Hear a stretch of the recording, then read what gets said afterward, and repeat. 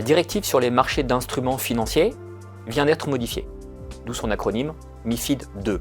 Elle comporte désormais des obligations nouvelles en termes de durabilité, tant pour les conseils que pour les asset managers.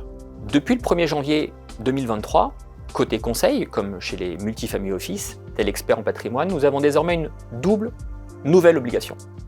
1. Au niveau du recueil d'informations des clients et 2. Au niveau de la sélection des produits qui vont être présentés aux clients en fonction de leurs caractéristiques de durabilité.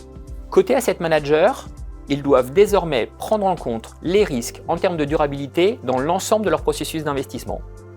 Ou alors indiquer pourquoi, pour eux, cela ne fait pas de sens.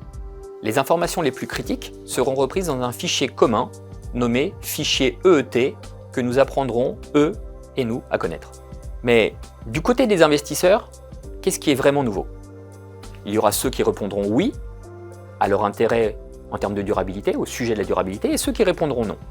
S'ils répondent non, dans la pratique, aucun changement. Les fonds dits durables, mais aussi les fonds non durables, pourront leur être proposés. En revanche, à partir du moment où un investisseur exprimera son souhait pour des fonds en matière de durabilité, seuls les fonds répondant à ces critères en termes de durabilité pourront désormais lui être proposés.